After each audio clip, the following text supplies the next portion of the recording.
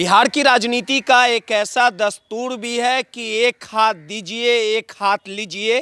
कुछ इसी तरह की वस्तु स्थिति बिहार में 5 सीटों पर राज्यसभा के चुनाव में देखने को मिल रहा है। दरअसल आपको भी पता है कि बिहार में 5 सीटों पर राज्यसभा के चुनाव होने हैं। 16 मार्च को वोटिंग होगा और 5 सीटों के चुनाव में एक सीट पर जो टक्कर है वो काफ़ी धमाकेदार है। दरअसल बिहार में 5 सीटों के राज्यसभा चुनाव में 6 उम्मीदवार हैं, 2 जेडीयू और 2 भाजपा और एक एनडीए की सहयोगी दल उपेंद्र कुशवाहा ने नामांकन किया है। दरअसल किस प्रकार से फाइट काफ़ी कड़ा होगा और किन किन उम्मीदवारों ने नामांकन किया है उसको हम आपको सिलसिलेवार तरीके से बताएंगे।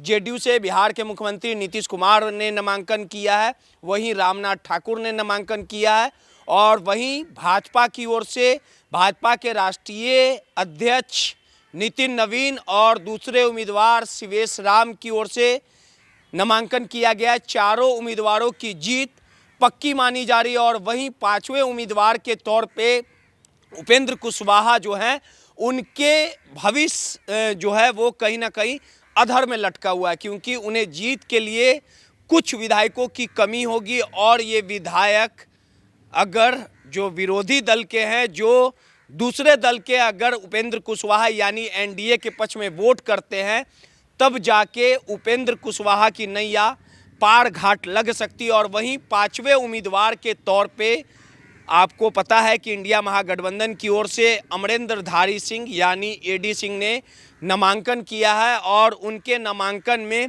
6 विधायकों की कमी है। और जब एआईएमआईएम जो ओवैसी के पार्टी के 5 विधायक जो बिहार के हैं वो अगर वोट करते हैं और एक विधायक बीएसपी के वोट करते हैं तब एडी सिंह राज्यसभा जा सकते हैं। यानी 5वीं सीट को लेके जो लकीरें खींची गई है, यानी किंग मेकर के तौर पे महत्वपूर्ण भूमिका के तौर पे ओवैसी की पार्टी के 5 विधायक एआईएमआईएम की अहम भागीदारी रहेगी। आपको भी पता है कि इंडिया महागठबंधन लगातार ये कयास लगाया जा रहा है और इस तरह की बातें कही जा रही है, भरोसा दिलाया जा रहा है कि एआईएमआईएम के 5 जो विधायक हैं उनके खेमे में वोट करेंगे, यानी एडी सिंह को वोट करेंगे, बीएसपी का भी समर्थन मिलेगा।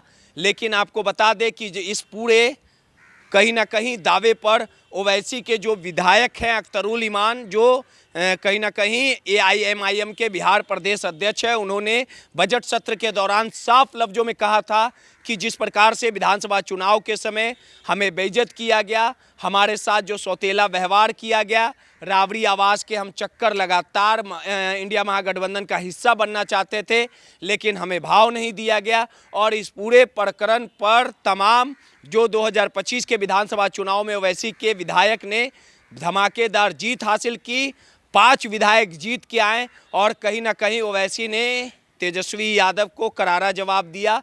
लेकिन राज्यसभा चुनाव के 5वें सीट के जीत के कारवे को जारी रखने के लिए और 5वीं सीट जीत हासिल करने के लिए लगातार तेजस्वी यादव ने कहीं ना कहीं ओवैसी पर डोरे भी डाले और आईपी गुप्ता के माध्यम से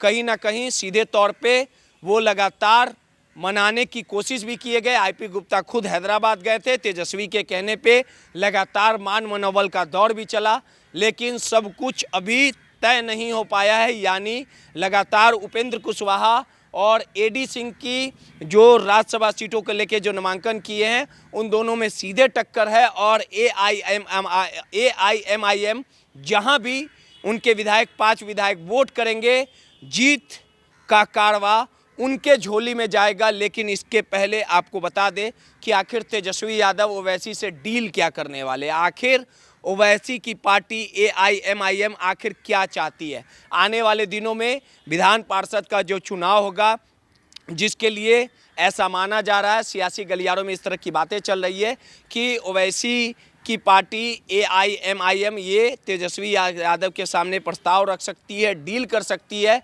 कि आपको कहीं ना कहीं हमें एक विधान पार्षद देना पड़ेगा, सहयोग करना पड़ेगा। ये बड़ा दाव, ये बड़ी बातें ओवैसी के दल अख्तरुल ईमान के द्वारा रखी जा सकती है। अब इस पूरे डील को तेजस्वी यादव स्वीकारते हैं कि नहीं स्वीकारते, ये तो आने वाला समय ही बताएगा।